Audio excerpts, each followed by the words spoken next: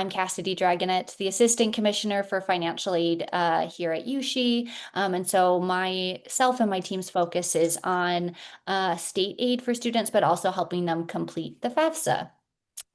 So like I said, the biggest breaking news this week is that the 26-27 FAFSA officially launched on Wednesday, the 24th, which is the earliest release ever, we think, which is really exciting for students. There was some beta testing that happened starting in August, that with some individual entities across the country moving into a beta for individual testing period where students could request to have participate and complete their FAFSA early. And then there was an open beta testing period where any student could request and be right away admitted. All of that to say, there was really positive feedback during those beta testing periods. They were able to, the federal student aid was able to identify a few things about the FAFSA that they could update to make this launch even smoother than it has been, at least last year. We know it wasn't a couple of years ago. So positive feedback so far. So if you have a student that filled out the FAFSA during that open beta period, they don't have to go back and complete it. That was a real FAFSA. But anyone who's eager to get started, we've officially seen the start of our FAFSA season. So a couple of highlights of what's new this year, things we're actually really excited about. The first one is that there's a simplified contributor invite process where dependent students who have to invite their parent as a contributor for their FAFSA just have to enter an email address, and that email address doesn't even have to match what's on the parent's account. So last year, and if a parent starts the FAFSA, it'll be the same process, but last year for everyone, they had to enter a name, birthday, and social security number. It had to match exactly between the different accounts. And we saw a lot of bumps in the road through that process. So this invite process is much easier. And even if the email address, like I said, doesn't match the parent's account, the student has access to the individualized code that gets generated that they can share with their parent to more easily link the information on the FAFSA. So that's a very welcome improvement. The other change that we're also very excited about is the instant verification of a studentaid.gov account.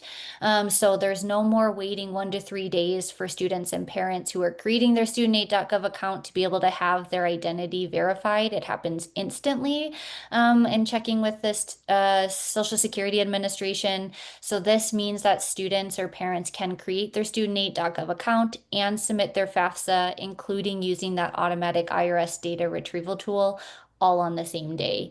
So last year we saw at a lot of FAFSA nights, students or parents would remember that they needed to create their account either that morning or at the event, and then had to return to the FAFSA a few days later to complete it to use that automatic data retrieval.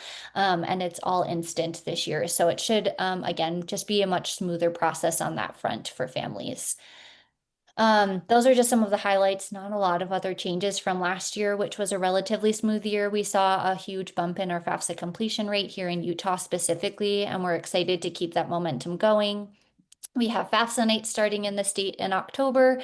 So if you're signed up, you're probably starting to get resources for us if you're scheduled in October, or will hear from us soon. But we do have our updated resources available on our USHE website, and I can drop these links into the chat for easier access after this. But on the Utah College Application Week page, we have updated our FAFSA coordinator manual, our studentaid.gov account setup worksheet, which is also available in Spanish. That helps students and their parents walk through the account creation process, the updated checklist for items needed to complete the FAFSA, and we also have a repository of handouts and flyers for folks to share for FAFSA events or FAFSA if students or parents have questions just generally about the FAFSA process. On our YouTube channel, we've been hosting a series of FAFSA boot camps. I recognize actually a few names on here, so hopefully you all are not sick of seeing me quite yet. But we've done some boot camp trainings, and any of those that have happened, the recordings are available on our YouTube page there for on-demand access. If maybe there was a piece you want to return to, or you want to share with a student or parent who has questions about the process, feel free. And just yesterday, so this is the first we're actually announcing this, there's a couple couple of short clips that we had done last year, we updated for this year that are available for creating an account, tips for students, and tips for parents. So they're little 2-minute clips just kind of to get folks familiar with the basics of FAFSA. And we encourage anyone who wants to share those to do so. We have one more training coming up for our case study practice. If anyone is interested, it'll be next week, and I can share the link to register if anyone's interested in joining us live for that. Otherwise, it'll be posted to our YouTube channel afterwards if that's easier for folks.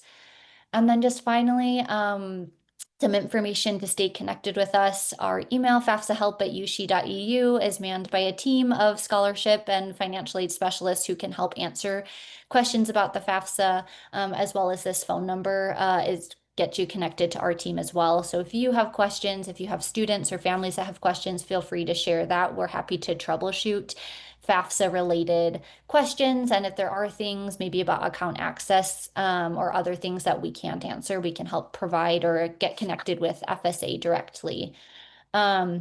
My final note, and then I'll turn the time over to Dylan and Chris, is this QR code links to sign up for our listservs. So we have one for financial aid, and Chris and Dylan manage one for access and admissions related updates. And so for FAFSA, at least, we're trying to send regular updates, not flooding anyone's inbox, but usually at least once a month. For breaking updates like the early release of the FAFSA, we also send something out. So if you don't receive those from us and you're interested in joining, feel free to use the QR code and get registered. But with that, I will turn the time back to Chris and Dylan and Bethany. And again, thank you to everyone for a little bit of time this morning. Thank you, Cassidy. I appreciate your updates and your insights. I know it's always a big deal with the FAFSA, so thank you for coming on and sharing with us. I'm just going to go ahead and introduce Chris and Dylan, and then we'll turn the time over to them. So Dr. Chris Coles is the Senior Assistant Commissioner for Access in College and High School at the Utah Systems of Higher Education, which we always call USHE, where he leads initiatives to simplify and enhance college access. He has over 15 years of experience in higher education, and since arriving at USHE in 2021, Chris has been working on the development of the admitutah.org website, USHE's system-level innovation focused on simplified admissions and access to higher education in Utah. Chris holds an educational doctorate degree in educational leadership and policy from the University of Utah. And then we also have Dylan Cafferty, and he serves as the college and high school coordinator for the Utah Systems of Higher Education, where he works to streamline college access for Utah students through programs such as concurrent enrollment and college admissions. Since 2019, he has held several roles within the USHE umbrella, including Utah College Access Advisor, UHEAA, UHEA as we call it, within the USHE umbrella, including, UHEA Outreach Specialist, and more recently, Utah's FAFSA Coordinator. Dylan holds a master's degree in public administration with an emphasis in higher education administration from Southern Utah University. And we'll go ahead and turn the time over to them. Great. Thank you so much, Bethany. And thanks everybody for having us today. We'll let Dylan pull up the presentation. Excuse me. And I'll also apologize. I'm on the tail end of a cold, so I'm hoping that coughing doesn't become a regular thing in this presentation. But again, we appreciate you having us here. We wanted to give an update on all things Admit Utah. We know that information has changed recently, and that has not gotten to all of the corners of the state. All of our USHE partners, admissions teams are up to date on the kind of new updates with Admit Utah, but this group is not. And so we wanted to make sure that we share that with you, and then also share with you kind of the future state of Admit Utah and where we're going with this. So I will admit that part of this presentation today may sound familiar for some of you, and information that you feel like you're already familiar with. However, some of it we will show a brief demo video, and that should be new information for everybody. So with that in mind, I do want to just kind of lead with this, that Admit Utah is a since the beginning, we developed Admit Utah as a minimal viable product for use within the homes, laptops, computers, cell phones of every student in the state of Utah.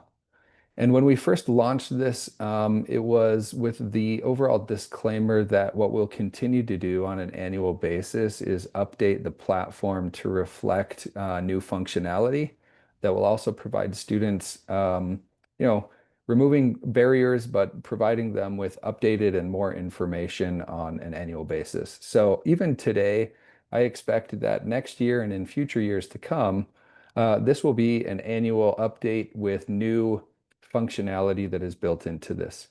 Much of what we have this year is similar to last, but we wanted to provide you with what is to come in the next year and things that we're working on with local LEAs around the state of Utah. So um, I'll start with this and then I'll turn it over to Dylan and he can go into the training. Um, One of the major obstacles that we've been facing this year is addressing application fraud. Our institutions have seen more and more volume of application fraud throughout the year.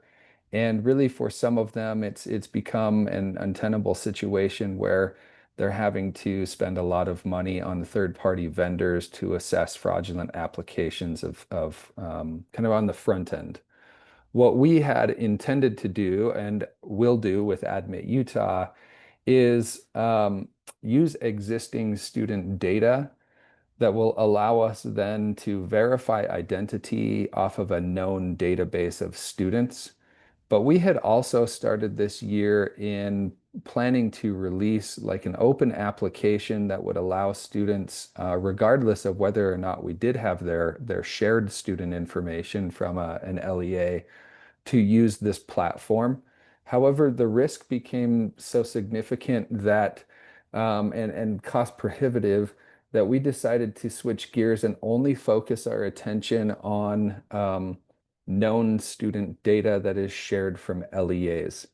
And instead of having the open form and allowing students to just fill out information, we have decided to go the more secure route. Um, and reasons for that are multiple, like I've mentioned. But overall, we feel that this becomes really the preeminent kind of platform for students to apply for college within the state, really becoming a one-stop shop for them.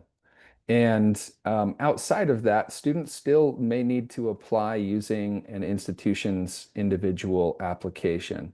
But this becomes really kind of the clearinghouse of all applications for institutions in the state. And as we receive more partnership from LEAs, then we'll be able to securely identify students who are interested in going to college here in the state of Utah and provide a secure platform through Admit Utah. So that's my disclaimer up front that there is a bit of a shift. We are not focusing on an open application anymore and specifically focusing our attention on direct admissions. And so with that, we'll describe that process now today and then show you how that's going to work. And Dylan, I'll turn it over to you to start us off. Thank you, Chris, and thank you for that information. A lot of it will be also repeated here throughout the training, but um, kind of diving into it, just for those at first to give some context of what Admit Utah is, if you aren't familiar with it, I do want to make sure you have a little bit of a background, and then we'll go into the details of the demo as well as some other items specific to moving forward, what we can do. So basics here, what is Admit Utah? And this was an initiative from the Board of Higher Education to increase higher education enrollment for our high school graduates. The hope with this program was to help students apply to multiple colleges and universities with one application or this direct admissions to make that more easier and streamlined for them to kind of get things done quicker and with less things in the way to make that accomplishment happen.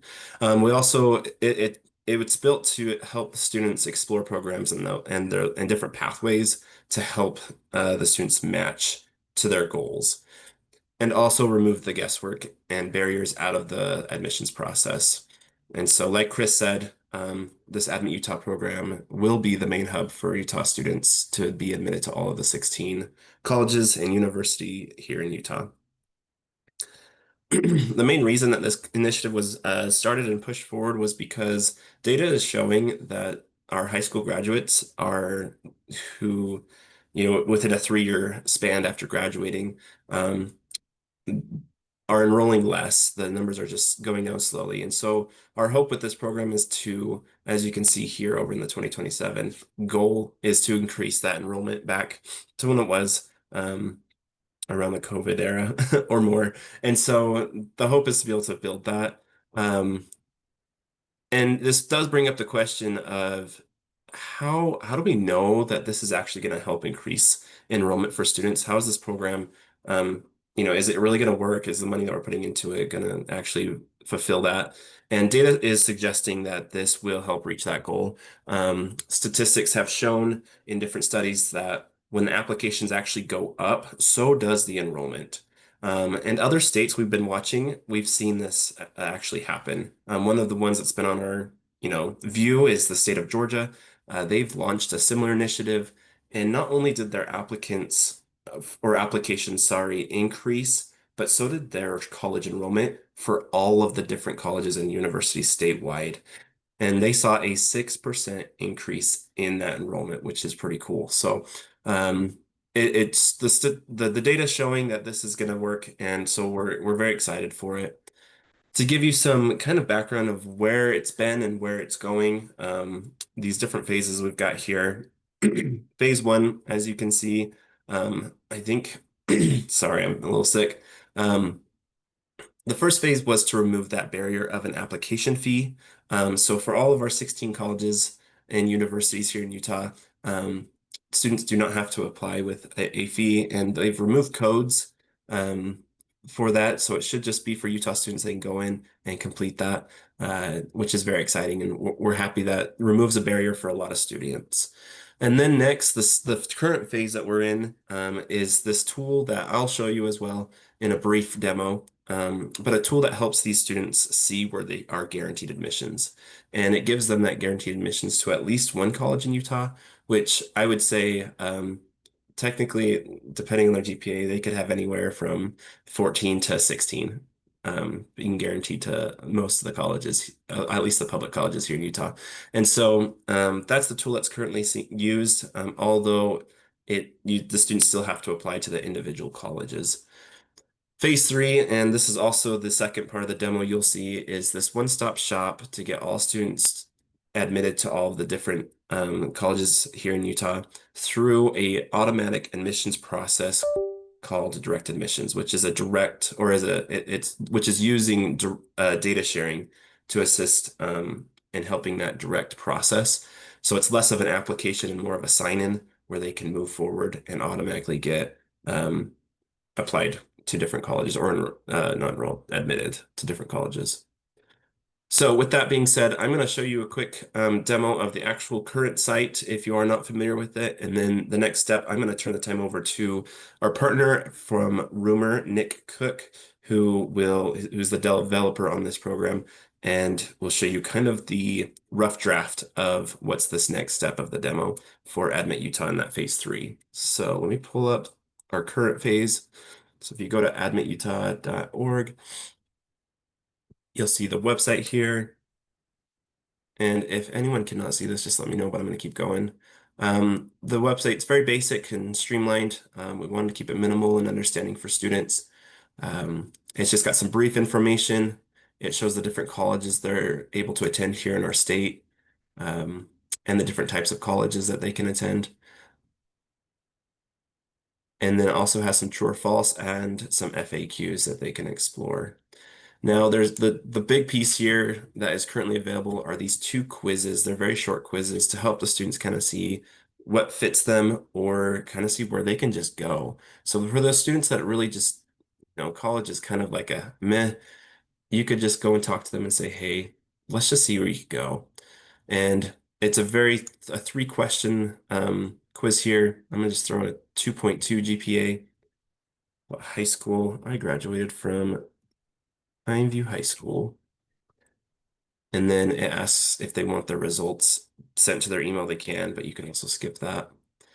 And then it gives them a quick preview of the different colleges they can qualify for. So here it says they're guaranteed to at least 15 on a 2.2 GPA of Utah's public colleges and universities. And then it lists them all here. They can see up-to-date information about available programs and tuition rates for each college. And then these are the buttons that directly link them to the applications for each of those colleges. So they can have a kind of a hub to guide them on where to go for the different colleges.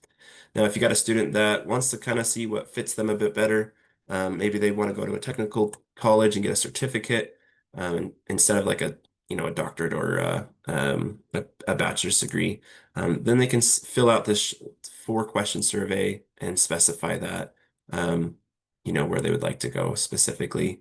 Let's say since I put Pineview, I'll put Southwestern here. And then it kind of locates it and narrows it down for them to be able to see which colleges that have technical programs that they can go and attend. That's kind of near that area. So, and there's quite a few here listed. They could narrow that down if needed, but they can also see the associate's and bachelor degree programs as well. So that's the basics on this current tool that's available. I'm going to now turn the time over to Nick Cook to give you all a preview of what this direct admissions is going to look like. We do have a school district that will be piloting this year. We're very excited for that, and we're hoping that next year we can list all for the whole state. So let me go back to our presentation. And Chris, I'll be looking at you. Give me a thumbs up if you can hear this. Okay, so I am working on a laptop today on this, so I might be kind of going back and forth between browsers. So just bear with me on this one, guys, but I'll try to make it as painless as possible for you. All right, you guys that? But let's go ahead and jump in. So like I said, for the most part, it's basically the same website. There's a few changes that we made. You'll probably notice some of the colors have been updated, just a few things like that. Not a whole lot, really, just some verbiage, those kind of things. Anyway, let's just jump right in. So first of all, it just goes right away. It just jumps right in and it asks for the student's email that will be provided in the database, in the LEAs. So in this case, I'm just going to use my work email because I created a user in this Salesforce database that actually has all this information. So I can basically just show this demo. Okay, and right here immediately says Provo, the 3 different schools. So I'm going to go ahead and choose Provo because that's the one in there. Excuse me. Now, there's a couple of things that it confirms. Right here, I'm going to go ahead and just confirm my name. I'm just going to put in my first name. I'm going to put in a birth date. 208. I had to change the date on that one. Okay, so what it's doing now, what it's done here is it's confirmed, okay, this birth date is correct. This name, that first name, we see that. That matches up with a birth date. That matches up with a school. So now I just need to confirm it again. I'm just going to go ahead and click Nick Tess is the last name on that one, just so you guys are kind of aware. And what we'll be doing is as we move forward, it'll be showing different last names. Right here, I just need to confirm what address I live at. I'm just going to click my street. Now, again, this is all getting pulled from that secure database already. None of this is being stored on the website. It's all very secure on the other database. This is kind of where we're changing that verbiage around a little bit, Chris. So right now we just have basic questions. We have 2 basic questions. One of them, hey, this class was something you got to confirm. So we just have very basic. This teacher, very basic. So what that's doing is matching up that class, matching up that teacher with that name, with that birth date, with that email. And as of right now, if nothing is working, it would have actually set it back and said, hey, we don't have your information on here, so please visit this website. And it takes them to the Admit Utah website because we still want them to see where they can go. Now, what's going on here is we're going to set up an account. So this is basically, it's going to go, okay, Nick, this is your email. Go ahead and set your password. This is the acknowledgement, the consent. Same here, if you don't consent, it just kind of spits you back out or explains to you what you need to do. Now, what this has done here is it said, hey, okay, all of this information matches up, all of it. but you need to be able to access your email that you provided for us. That's one of the other steps. Now I'm going to go ahead and just grab that email. Okay. So, and this email has not been styled yet, so it's kind of just ugly. So what this is doing, sorry, I accidentally clicked on my bookmarks. So what this is doing now is it's creating that account. It's confirming everything's in there. It's grabbing now everything that's in the Salesforce database and just kind of pending it. So it's going to be kind of like API hits, API hits, API hits. So it's just making sure all this is working together. Now, as soon as we get here, it says that it says that I'm basically, okay, you're in, so it has my name here as Nick. It says you're here. Hey, these are the schools that you're accepted into. The GPA I had on this, I think I had it for every single institution. Kind of just goes through, it gives you some basics, get a bachelor's degree, get an associate's degree. It just kind of lists out some of these schools, get a technical certificate. Near you, this is within certain miles of the zip code that's actually provided in the database. So just kind of some basics right there. You can also go through, and we have some just basic filters here, like technical certificates, kind of shows you there, goes down, gives you ones that have certificates, associates, etc. And then also there's another filter option that we have up here. This one gives it a little more detail, like you can actually go like 100 miles if you wanted to of your zip code. Also right through here, we have all the programs that the institutions are currently offering. We have those all listed inside this database as well. A person can go in, they can go in and just click whatever they want. They can add a couple of in there. They can kind of narrow it down a little bit more, apply the filter. Sorry, it's taking just a second. I apologize for the wait on this, guys. Okay, so anyway, it just kind of gave me some basics right here that offer the computer science. One of the other ones, like for instance, if you go through, you can kind of look at some of the schools. Actually, I have one of the schools already open here at the Utah Valley one.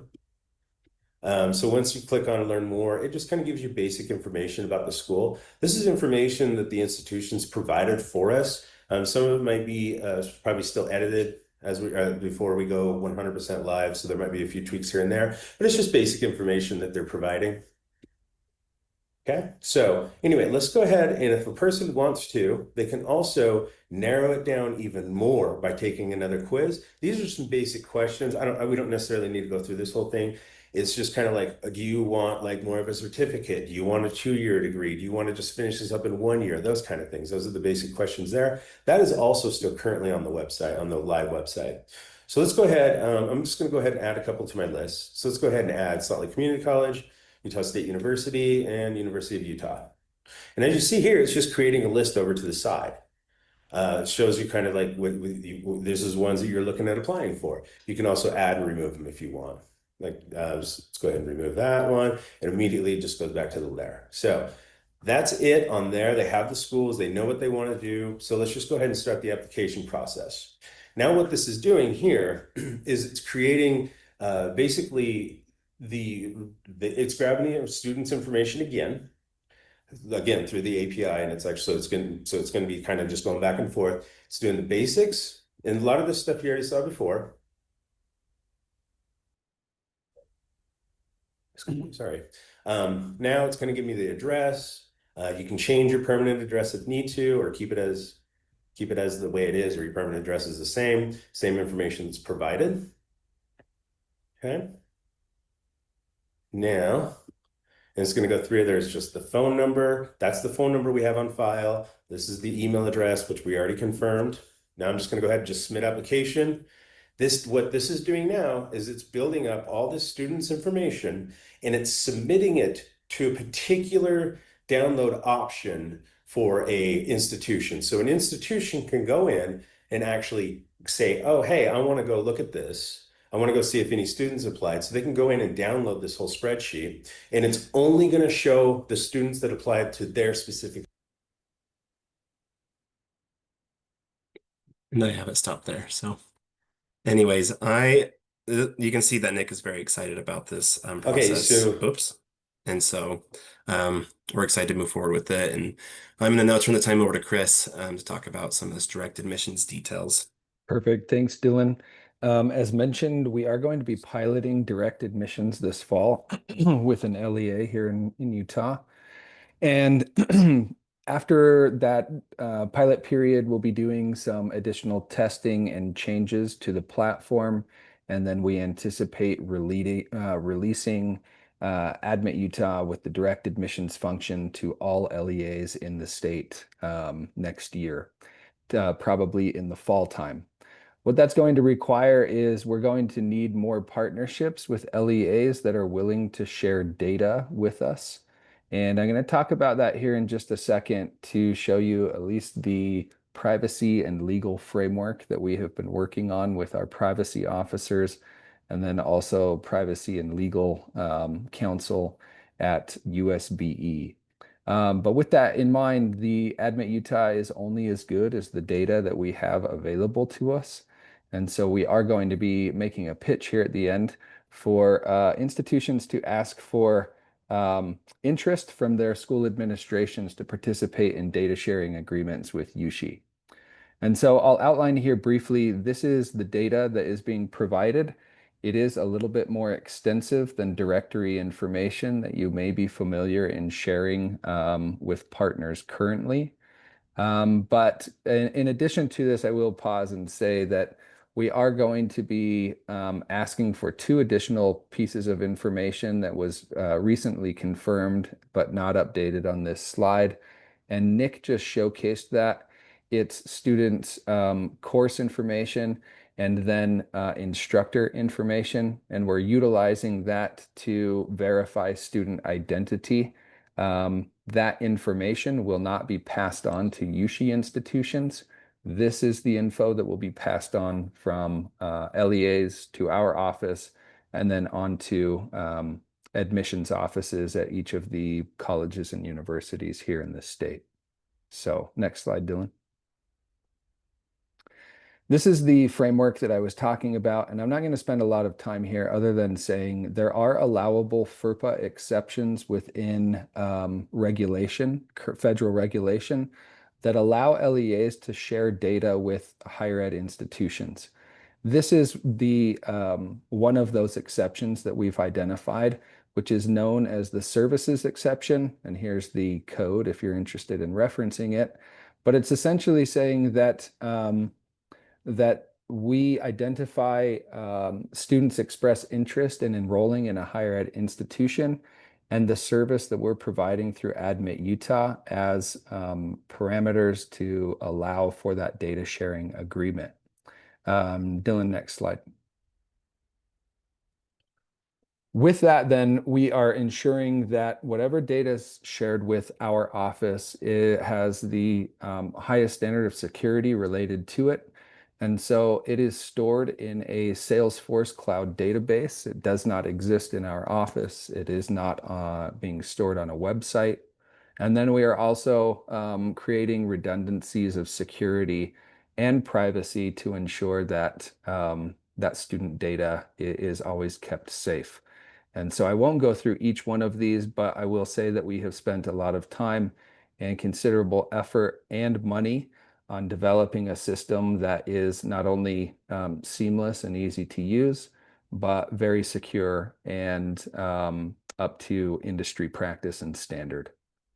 And then next slide, Dylan. And so let me briefly discuss again how this process will work. Parents, we have developed notifications that LEAs can use to inform parents that a particular LEA is partnering with USHE for college admissions purposes, and students and parents have the right of opting out of that process. And if they do so, then their data would not be shared with us. But also that would mean that students would not be available for the direct admissions Admit Utah functionality. So a parent is notified. After parents are notified, LEAs then disclose that data to the Office of the Commissioner of Higher Education, which is in our office. And through our vendor partner that Nick represents that you just saw, we'll take that information. It will be uploaded to a secure database, Salesforce Cloud database. And then from there, that information is formatted so that students that go to Admit Utah will be able to validate their identity against the stored information and continue applying or admitting themselves into institutions throughout the state. After the student requests for that direct admission to, let's say, 3 or 4 or 5 institutions, then through an API and currently a manual upload process, institutions will be notified that they have students who are interested in being admitted. They will go to that database. They will upload that information into their individual CRMs or student information systems at their campuses, and then continue the communication with students from that point. Giving them information about enrollment deadlines, tuition, different things like that. But that is the handoff from our office, then over to the USHE institution to continue communication with students. We will admit up front here that transcript data is not a part of Admit Utah currently. And so that is the need for USHE institutions to reach back out to these students and request transcripts. It is part of the timeline and roadmap of development, but at this current date, we don't have that as a part of Admit Utah, but plan to add it in the future. So next slide. The benefits that we've seen, not only in our own current data, but also from other systems, is that Admit Utah really becomes a easier, quicker, more seamless process in applying to college, simply because students aren't taking the time to have to fill out multiple applications and previously paying multiple application fees, but now can simply designate, I would like my the information that's being shared from my LEA partner to all of these institutions in just simply clicks of buttons. Also, the national data privacy agreements that we have established make it easier for LEAs to participate in this process without having to sign numerous privacy and data sharing agreements with each USHE institution, which currently is the practice around the state right now. You've seen in the news or other places that certain institutions have developed these data sharing practices with LEAs within their service region, and then some even expanding out to other service regions around the state. But what's involved there every single time is new data sharing agreements and new data sharing protocols with each LEA that is signed on.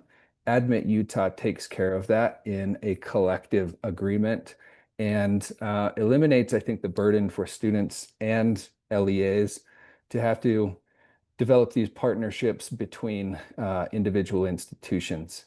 And now a student who goes through Admit Utah, whose data is shared with us, can apply to any institution within the state, regardless of what other agreements might exist or not exist between their LEA and higher ed institution. Dylan, next one. In addition to that, we've also taken a look at enrollment practices of students around the state. And already about a third of our students who attend college are doing so at a higher ed institution outside of their service region. And so this is also to highlight that service region data sharing agreements are useful. But for some students, it doesn't matter anyways because they're attending institutions somewhere else. And like I mentioned, a third of them are. When you take a look for tech colleges, then that percentage is lower, but so is also the overall enrollment at our tech college. And we're not talking about the same population of students. So approximately 16% of those students are also not attending a technical college within their service region. And so because we are a bit of a transitory state for students attending higher ed somewhere else other than where they currently live, we feel this is also an added bonus by developing one large data sharing agreement and also this statewide application process that assists students no matter where they want to go. And next slide. So, Dylan, remind Yeah, me, I kicking can it take this back one. to you for this one, right? Yep. Okay. So basically, just to kind of wrap up here, and we'll turn the time over for any questions that you may have. But how can you help where you're at in your different positions in your schools? Is we recommend if this is something you really want to push into your school, talk with your superintendents, like Chris had said, talk to your administrators, etc., and just let them know that your school is interested in these direct admission um, program to help them. If you want to use and get access to a lot of the resources for posters and such in your schools, and digital resources you can share on social media for any of those marketing and outreach type items to your students for the current tool that's available. Just email that uca.ushe.edu email right here, and I can get that sent over to you, and you can have access to all of that. And yeah, we really just encouraging all to help students understand and push Admit Utah. Um, and next year, we're hoping that this will be something that will be used for direct admissions statewide. So, and yeah, and if you have any questions, you're welcome to also email that email. But I do want to turn the time over to any questions, concerns, etc., that you may have in about Admit Utah. Yeah, so this is something, great question, Megan. This is something that I do want to make sure that everybody knows. So Admit Utah does currently exist, and in the website is currently functional, and students can receive guaranteed admissions information using the current site. So even though direct admissions will not be a part of this fall, we do want to encourage you to use Admit Utah with your students, um, because this really is establishing this one-stop shop location for them to access multiple applications. They can still apply to the school of their dreams, by not going directly to that institution's website. Admit Utah will funnel students to all of the public colleges and universities here within the state. And just a reminder, this does not include the private colleges such as BYU, Westminster, etc. It's just the public ones.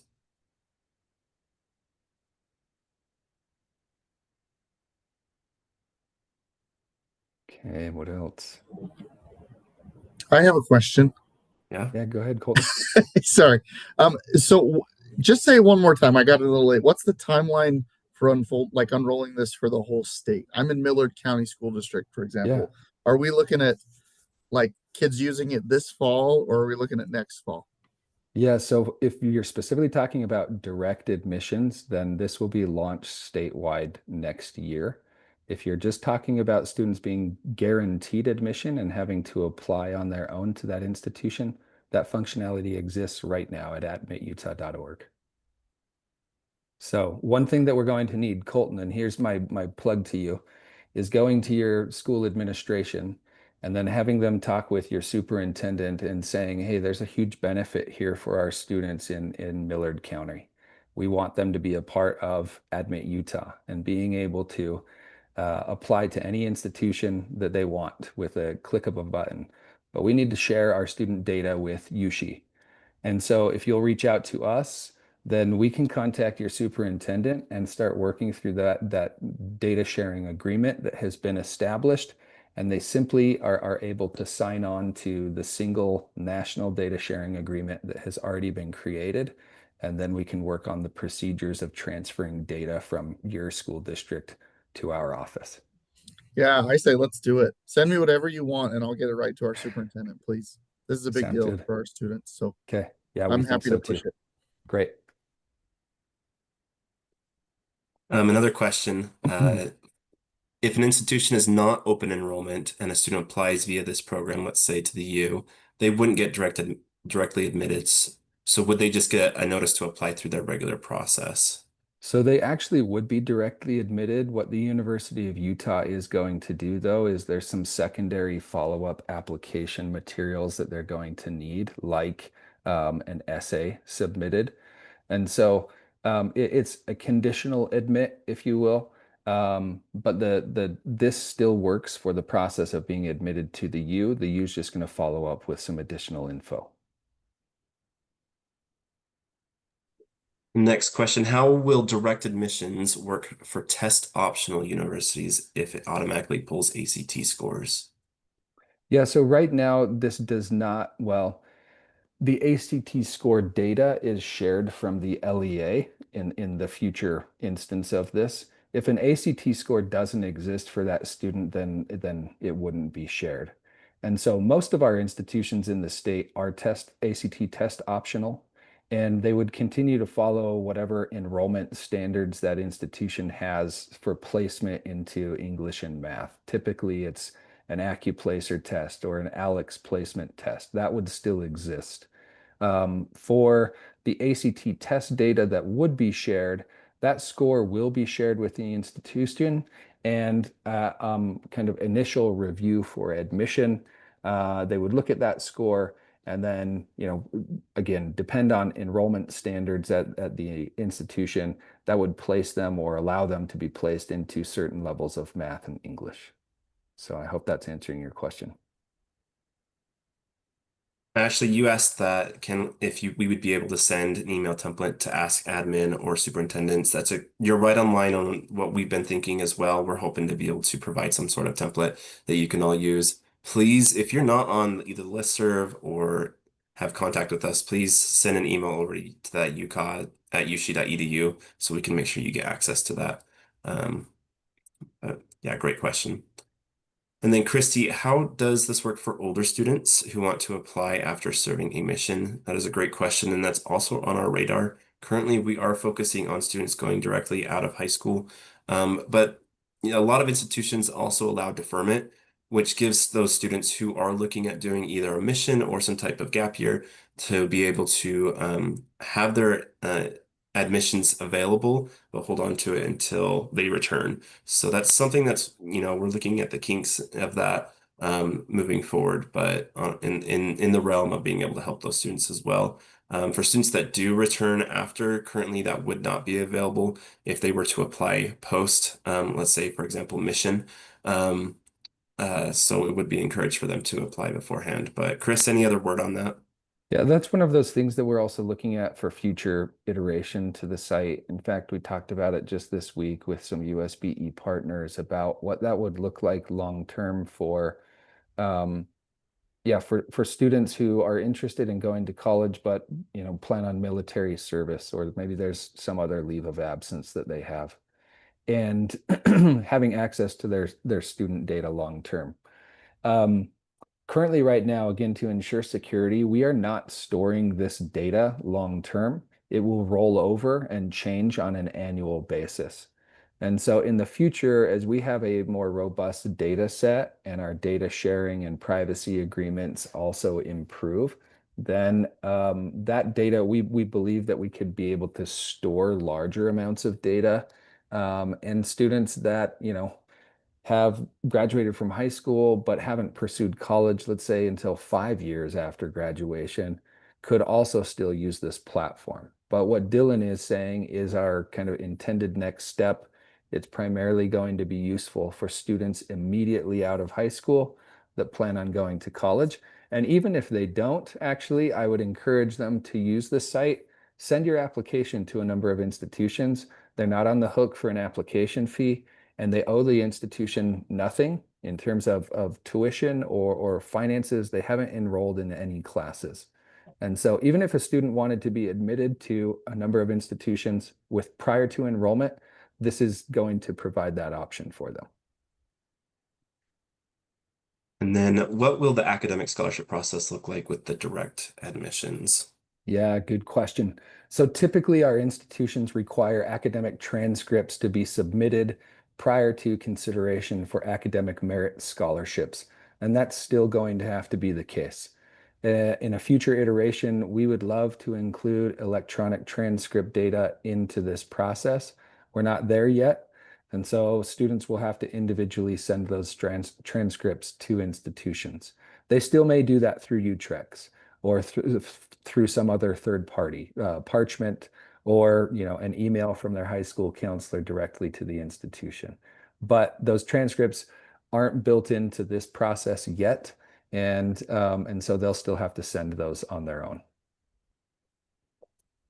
Will students be able to use this for admissions if our data is not shared? And how would that look? And that's a great question. Chris kind of covered a little bit that at the beginning, in which because of a lot of those fraudulent applications going to a lot of the colleges and the money that would have to go into that type of process, we found that the sharing the data process is the most secure and clean way for that to go through. But currently, we would look at what's available would be they just would have to apply to the colleges individually. But Chris, feel free to add any to that. No, you're spot on, Dylan. Again, students currently can use Admit Utah as like a resource page to have access to apply to all 16 public colleges and universities in the state of Utah right now. It would just be that they have to apply individually to as many institutions as they want to be considered, but Admit Utah can direct them through that process. As far as the direct admissions piece, no, if data is not shared with us in the future, then students will not have access to direct admissions.